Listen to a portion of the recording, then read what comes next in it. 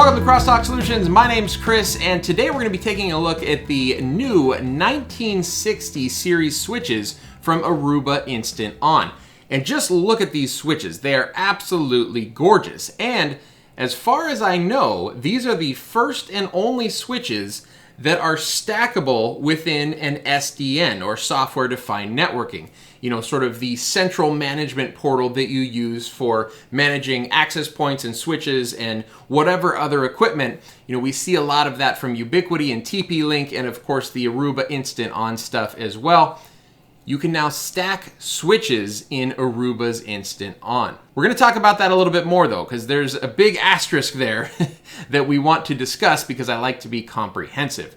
All right, so first of all though, let's take a look at these switches themselves. So what I have here are two of the 24-port PoE models. They are model number, you can actually see the models pull out on this little sort of tag right here in the front of the switch. So it's the 1960 model number JL807A. And again, I have two of them here. Aesthetically, these switches are really, really nice. Like, I love the white aesthetic of the switch. I love the rounded edges over here on the corner as opposed to the sharp edges that you usually get with network equipment. And I also love how absolutely quiet these switches are. I have both of these switches on, and you can't hear anything on the microphone because while they do have a fan inside, the fan is not actually on. And in fact, I have not heard the fan turn on once the whole time that I have been working with these switches over the past couple of days. Now, granted, if you are in a hot data center environment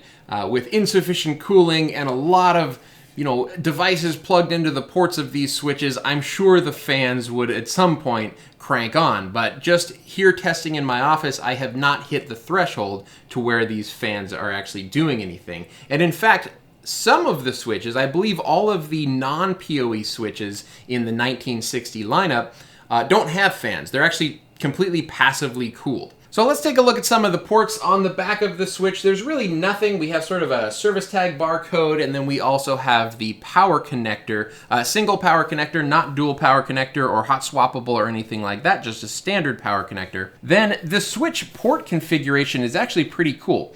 It has 24 1 gigabit Ethernet ports. Now all 24 of these ports are PoE, but they also have a non-PoE version of this same switch.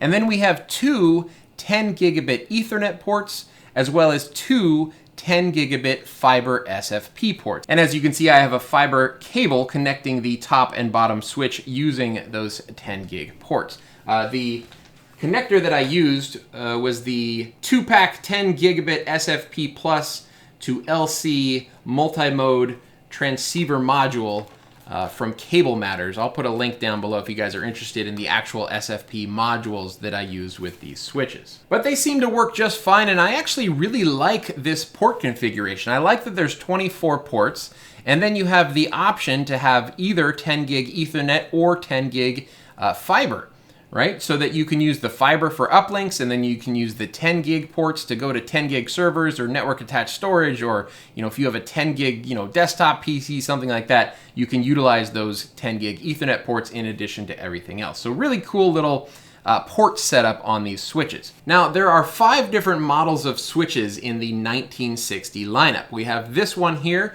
that has PoE. We have this exact same 24 port switch with no PoE. Then there's two 48-port variants of the same switches. So basically, two 10 gig SFP, two 10 gig Ethernet, and then 48 ports. And then you can get those in either PoE or non-PoE. And then finally, they have one more flavor of 1960 switch that has 10 gigabit Ethernet ports and 4 SFP plus ports. Now, these 1960 switches are what's considered layer 2 plus, meaning that they are not full layer 3 sort of routing within the switch type of switches.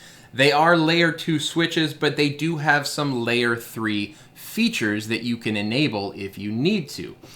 They also, as I mentioned earlier, provide switch stacking. And switch stacking essentially means combining switches together so that when you're looking at them in a GUI interface, they essentially appear to be one big switch. And the advantage to doing that is essentially in administration. If you are administering these switches and one switch, fails in that stack, you can pull it out and replace it with another switch, and then it will take on all of the settings for that stack. So you don't have to manually reconfigure a lot of, intricate switch settings in order to replace a switch that is in the stack.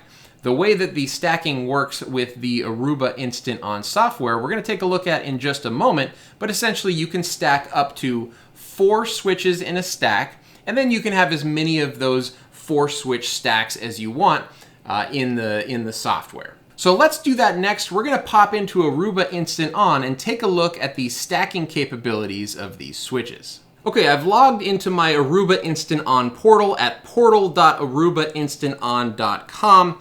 And here is the interface. Now, I did a full video on Aruba Instant On. If you guys are interested in how I initially configured this portal and the devices inside of it, I will put a link to that video down in the description below. So we're not going to rehash all of the stuff that I've already covered, but if we go over here to our inventory, we can see that 3 of 3 devices are online. That's 1 switch, 2 switch, as well as this AP22 access point right here. If I click into the devices, we actually only see 2 devices though. We see the access point as well as my stack, okay? And so the stack says it has 2 of 2 devices. So in this interface, the stack becomes a single device, and then within that stack, you can set settings that adhere to the entire stack, but there's also a few things that you can do individually to these switches. So just clicking on identification, we can give it a name, we can give each individual switch a name, we can see that each individual switch has an IP address as well. Now, when it comes to stacking switches, traditionally, like back when I was doing, back in my day, when I was doing network administration, 100 years ago, stacking switches typically happened with proprietary cables that connected the backs of the switches. Because when we only had like maximum 1 gigabit or 10/100 fast Ethernet switches throughout an organization, typically the proprietary cable that connected a set of stacked switches created a faster backplane than you could create with Ethernet.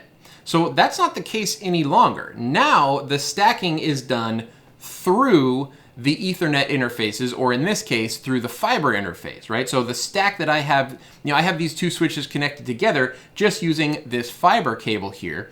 So the fiber cable manages the stack, but it also passes traffic between the 2 devices.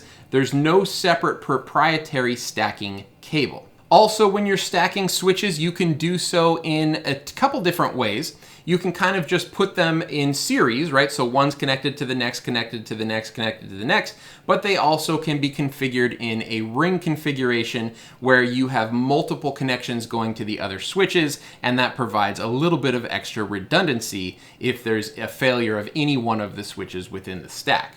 So here we can also see our PoE budget for each of these switches. I have this access point plugged down here into the second switch in the stack, and we can see that it's pulling about 5.9 watts off of the PoE budget. If we click on connectivity, this allows us to set IP addressing manually, or it allows us to use DHCP to get IP addresses for the switches. And then we have allow routing between networks, which is an interesting checkbox. This doesn't really tell you exactly what it does, but essentially that's going to enable some of the L2 Plus features from what I understand. Again, if you guys have more information about that checkbox, let me know down in the comments below.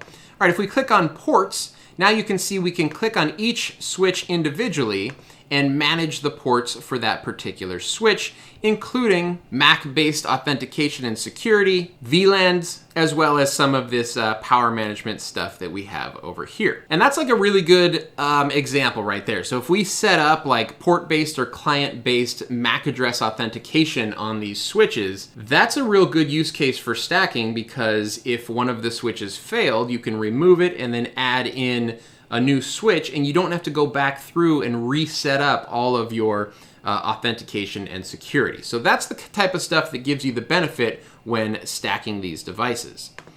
Clicking on the Networks tab, this now allows us to set the untagged and tagged VLAN ports for every port in the switch.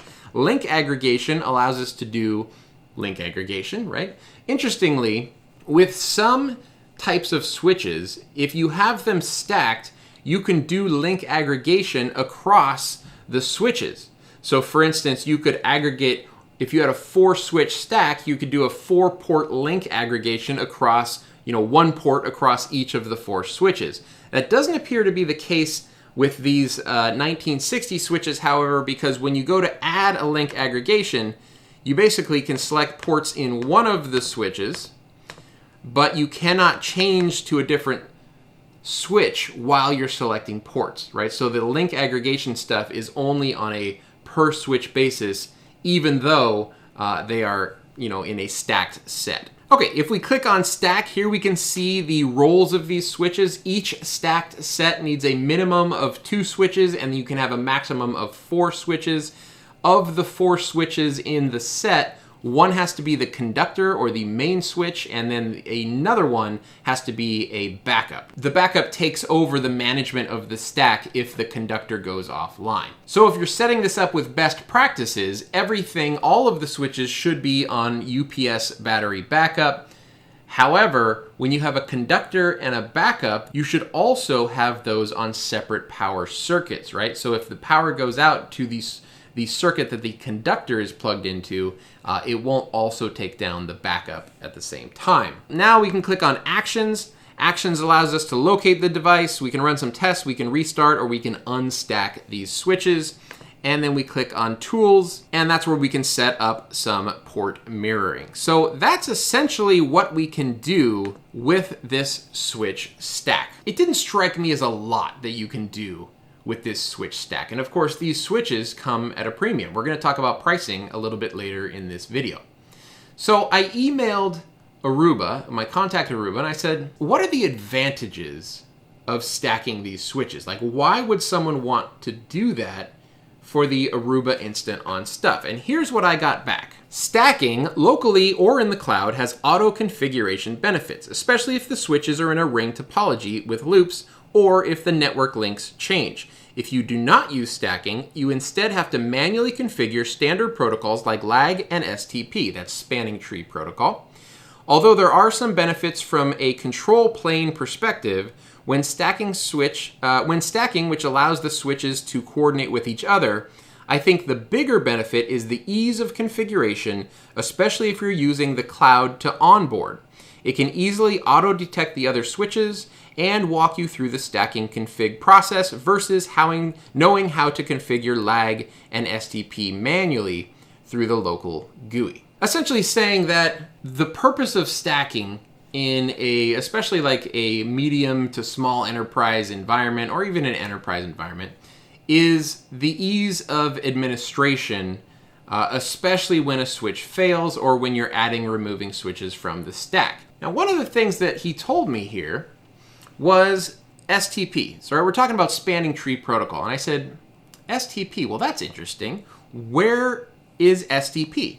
Because we just went through and we looked at all of the settings, and I didn't see any spanning tree settings whatsoever. So I looked around online and I saw a couple of other videos of people playing with these 1960 switches, and there is a local management interface of the switch that has a whole bunch of settings, like way more settings than you find in the Aruba Instant On portal. So I was like, oh, so then you must have to administer the more advanced settings of the switch, like the access control list, right? The spanning tree protocol.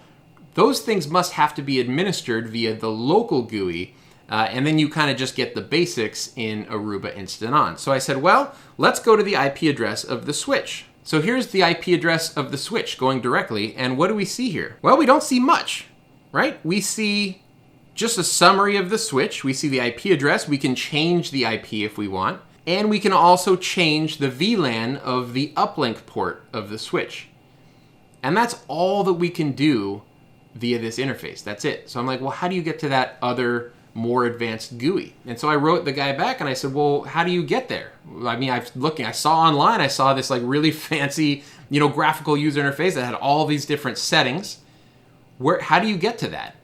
And as it turns out, when you initially boot this switch up, if you adopt it to Aruba Instant On, you're in Instant On. But if you browse to the IP address, the default IP of the switch, you get a choice. Are you going to cloud manage this device, or are you going to use the local administrative GUI? And it's not both. It's one or the other, right? So that's a really interesting design choice, because like the benefits of using the Aruba Instant On Cloud are that you've got the really nice app that you can manage your devices from anywhere. You've got a central pane of glass that you can look at your whole network and see statistics and all that sort of stuff, versus the local GUI interface gives you a much more rich and advanced feature set for the switch, but you have to pick which one of those you want. And so essentially he told me that, like, look, they're adding more and more features into the Aruba Instant On Cloud portal, but if you need those layer 2 plus and more advanced features, so like if you want to stack and have specific STP settings across your stack, or set up ACLs, or whatever you need to do in the stack, the more advanced settings, you can't use their portal. You can't use the Aruba Instant On portal. You have to go for the localized GUI interface, which does have all of those advanced features. I went ahead and factory reset both of these switches and then logged into the local interface and set them up as a stacked set through the local GUI interface. Let's take a look at that now. Here we can see unit 1 is the conductor, unit 2 is the backup, so we can kind of switch between them. Again, I only have 2 switches, but you can stack up to 4 switches together in a stack. If we come down here to the stacking configuration, we can see that we have a little bit more granular control of how we do things, including choosing the stacked ports. But I will give a thumbs up to the cloud side interface, because it was very, very plug and play, right? You basically just select the 2 switches that you want to stack together, and it does all the magic for you in the back end. Whereas this one took a little bit of effort. You had to, pick the switch ports. It involved rebooting the switches, once or twice, and it did work fine. But it does take a little bit more effort on the initial setup administration side. However, once you do have them set up, just looking through this interface, you guys can kind of see that there is a lot more to it. Here's our spanning tree settings.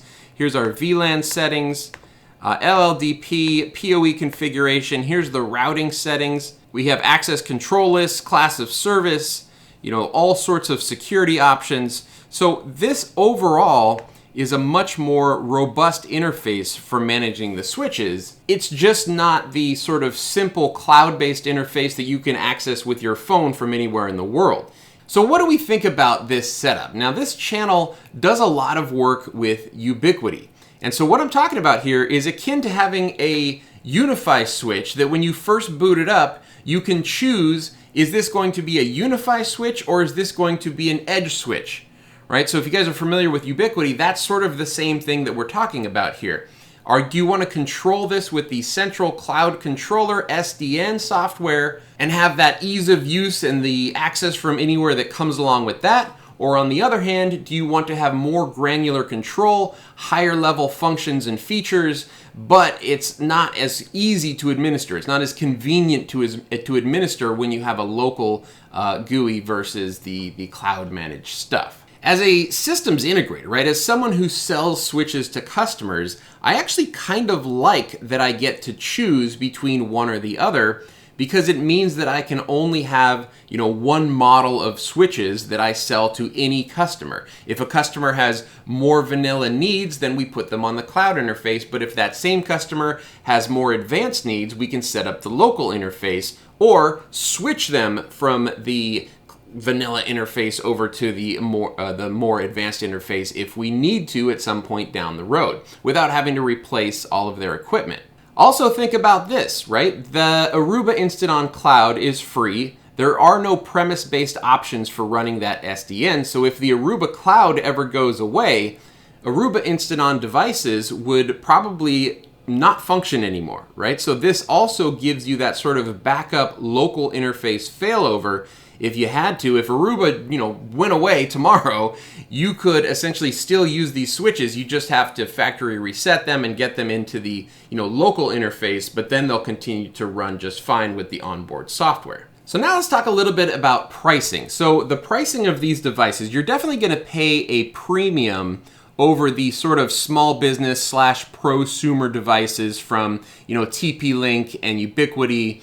These are going to be more expensive, about 50% more expensive. So this switch here, I'm going off the pricing from B&H. That's one of their US distributors. It's $1,275. I'm not sure exactly what MSRP is, but that's what you'd be able to buy this for, although they are actually currently unavailable until I think like June or something like that. So $1,275 for this switch. The comparable UniFi switch, so the 24-port with PoE enterprise switch from UniFi is $800, right? So you're looking at about a 50+% increase in price for these switches versus the UniFi switches. Now granted, with that local interface, these have a lot more functionality in terms of the granular control over the features of the switch. But you are going to pay that more sort of like Cisco premium pricing for these switches. The nice thing about it though is that there are no license fees with Aruba Instant On. Cisco, you might be paying the same or more for a comparable switch, and then you also have ongoing annual license fees that you have to keep up with. So it's not a really good model. I hate ongoing license fees. These don't have ongoing license fees. And so then basically what it comes down to is, do you need the features that this switch provides over the cheaper alternatives, right? So for enterprise level, medium to enterprise level businesses that need those layer 2+ features and have the IT staff that are able to administer them, then these are great switches for that option, right? For those people, if you're using the local interface. However, if you're just an SMB and you have very vanilla needs and the Aruba Instant On cloud interface provides everything that you need in terms of switching, then you probably don't need a switch as robust as this, right? You can get away with something like this 1930 model over here. So this one is a 24-port switch. It's $425. And it's got your 24 ports. It's got 4 ports of 10 gig SFP uplinks, SFP plus uplinks. And it's a pretty standard switch at a much more cost-effective price for those vanilla installs. And of course, it does work with the Aruba Instant On cloud stuff, very easily managed through their SDN software. All right, so there you have it. Now, I did not mean for this video to get so involved with all of the options that you can do with these switches, but of course, I want to make sure that I'm getting you guys all of the information that you need to make informed decisions about your network infrastructure purchases. And overall, I do like these switches. Especially the aesthetics. I like the local interface. If I was going to pick these for a customer, however, it would be a customer that has needs that are beyond vanilla needs, right? So customers that really do need that stacked functionality. I mean, if you go through these switches and you have a 4-switch stack and you've set up your STP, you've set up your MAC address authentication, you've set up your ACLs and whatever you've done in advanced networking with these switches, it's really nice that if one of them dies, you can just pull it out and replace it as a member of the stack, and it inherits all of those same settings. It really reduces the IT administrative burden, which is kind of the purpose of stacking switches in the first place. All right, so there you have it. Links to everything that I've discussed in this video down in the description below. And what do you guys think about these switches? I'd love to hear your thoughts. Put your comments down below. If you enjoyed this video, make sure you give me a thumbs up, and if you'd like to see more videos like this, please click subscribe.